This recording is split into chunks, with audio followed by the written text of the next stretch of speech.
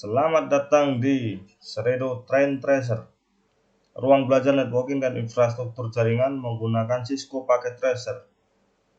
Apa itu Cisco Packet Tracer? Cisco Packet Tracer adalah tool simulasi yang sangat bermanfaat untuk mengasah skill konfigurasi kita sebelum terjun ke perangkat aslinya.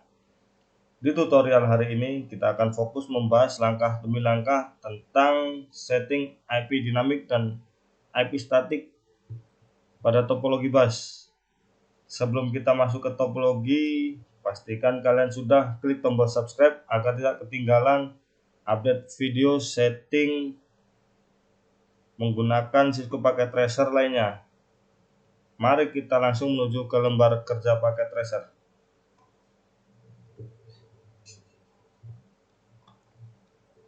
Kita akan memulai setting menggunakan IP statik dan IP dinamik. Kita akan membagi dua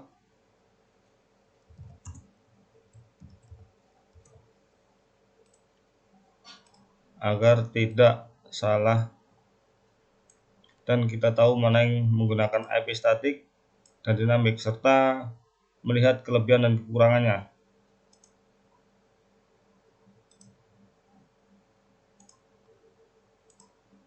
Kita masukkan router, switch,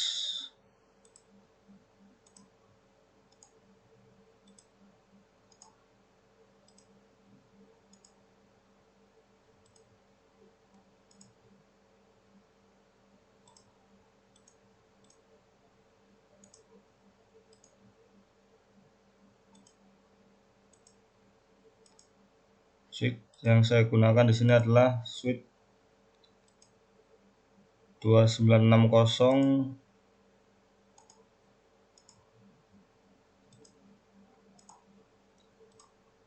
Setelah itu kita masukkan perangkatnya, PC,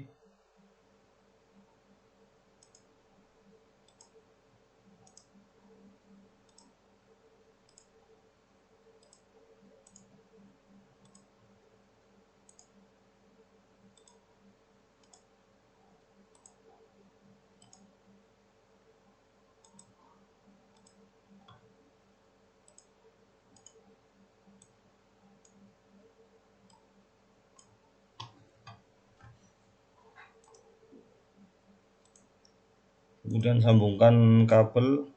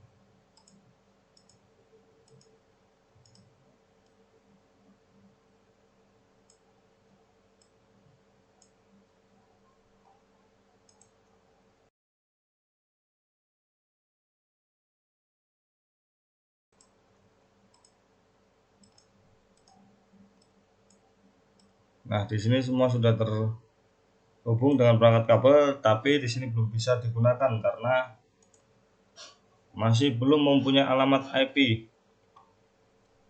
Nanti kita akan setting setelah kita mengkonfigurasi dari IP DHCP agar tahu perbedaannya.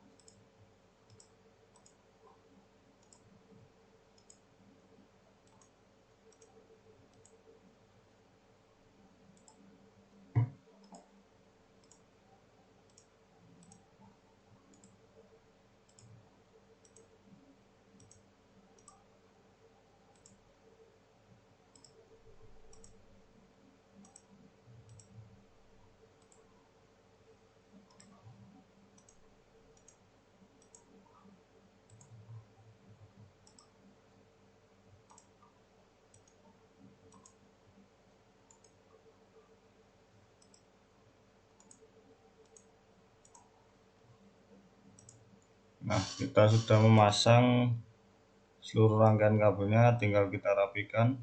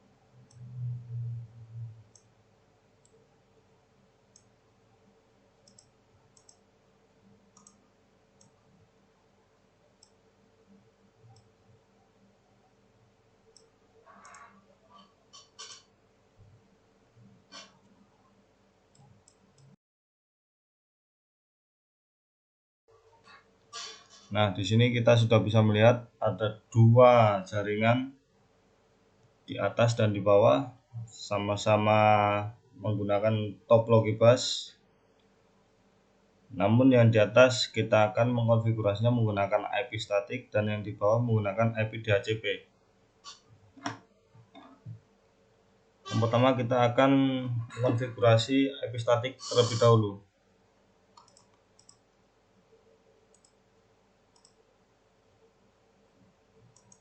For status on, kita masukkan IP-nya.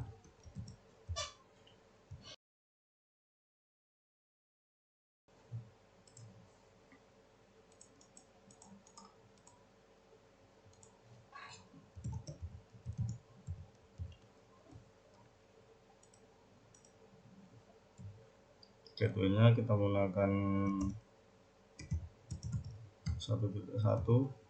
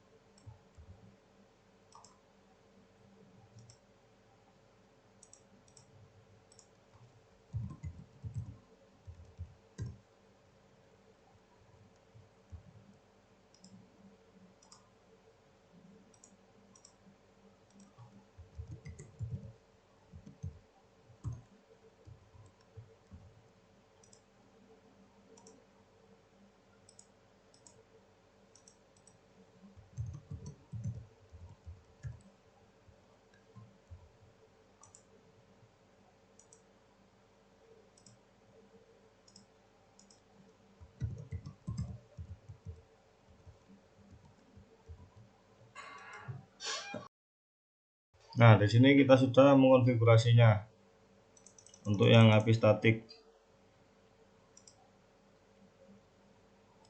Bagaimana cara kita mengetahui kalau itu sudah terkoneksi antar perangkat?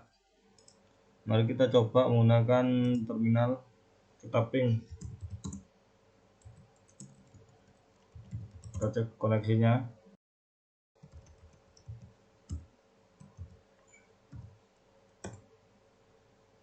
Nah, terhubung.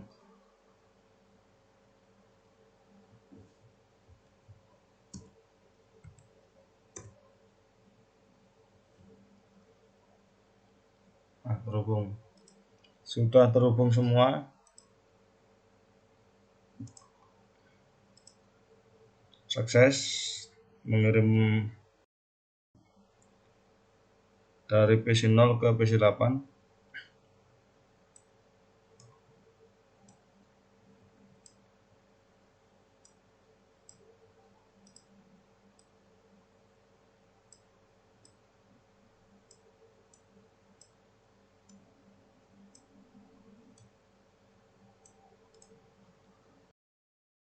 Sekarang kita setting IP DHCP-nya.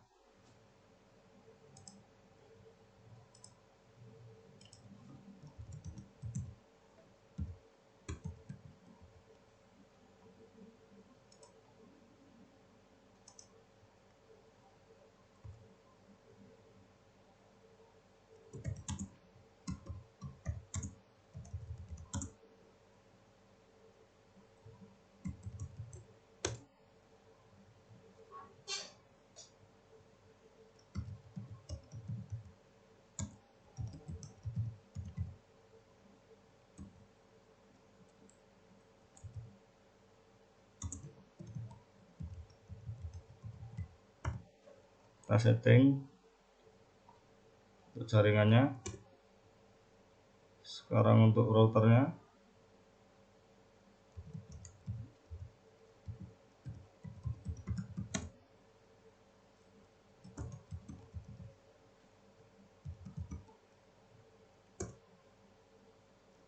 Sekarang DNS servernya.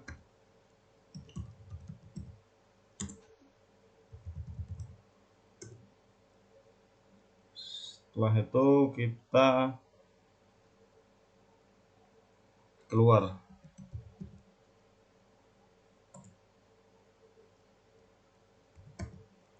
Kita simpan. Oh sorry, belum keluar. Baru kita tulis atau simpan. Oke. Maka di sini sudah dapat digunakan IP DHCP-nya. Karena kita sudah men-settingnya dari router. Untuk PC-nya kita tinggal masuk ke desktop, IP configuration. Di IP configuration tinggal kita centang IP DHCP. Nah, langsung tertampil 168.1.2. Begitupun selanjutnya, sama.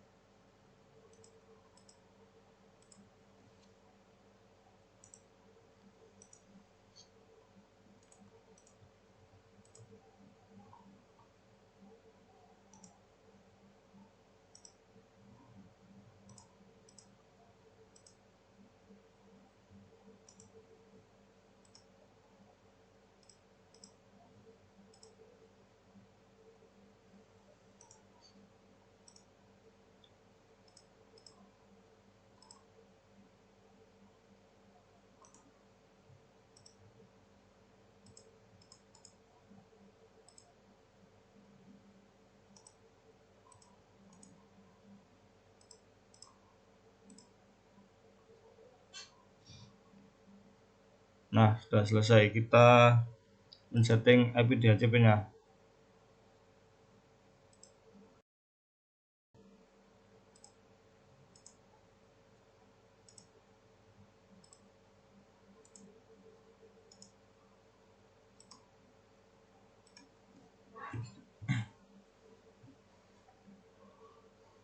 Di sini kita bisa melihat simulasi dari pengiriman datanya dari perangkat pengirim, dan penerima.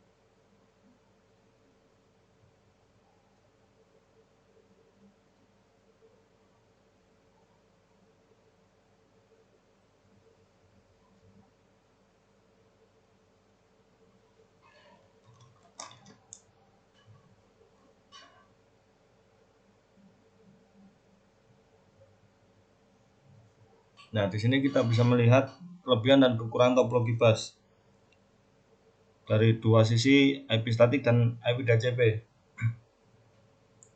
Dari topologi ini, kelebihannya sangat mudah dan sederhana, struktur jaringannya sangat simpel. Proses instalasi dan konfigurasi perangkat baru tidak memerlukan keahlian yang rumit. Kita tinggal setting satu persatu, serta hemat kabel karena hanya mengandalkan satu kabel utama sebagai backbone untuk menghubungkan semua komputer. Jumlah kabel yang dibutuhkan jauh lebih sedikit dibandingkan topologi lain seperti topologi STAR. Hal ini yang membuat biaya instalasi awal sangat murah, kemudian mudah dikembangkan. Jika ingin menambahkan komputer baru, cukup menyambungkan ke kabel utama menggunakan konektor yang sesuai, tanpa perlu mengganggu perangkat lain yang sedang berjalan.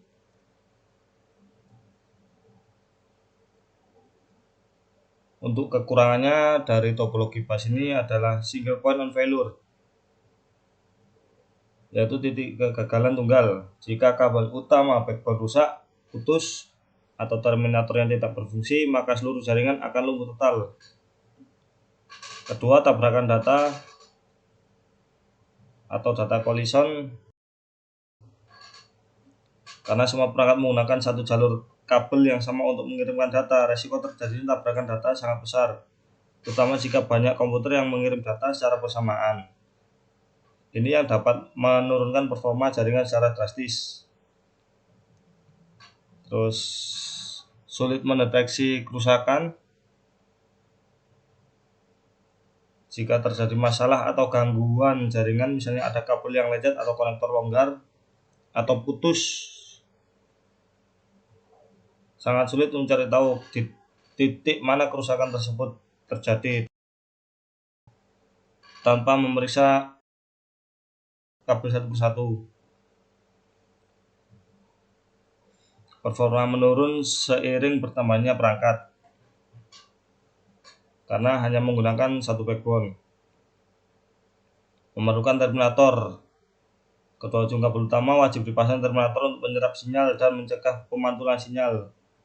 Signal reflection. Jika sinyal memantul, jaringan akan mengalami gangguan parah.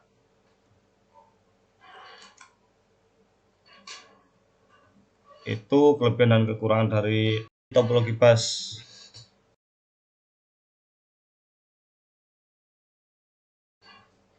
Dan kita sudah melihat cara setting IP statik dan DHCP.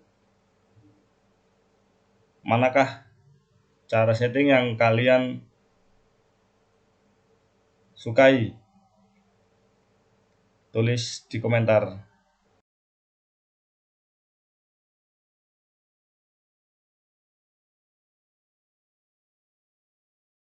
Jangan lupa subscribe, like, follow, dan komen. Terima kasih.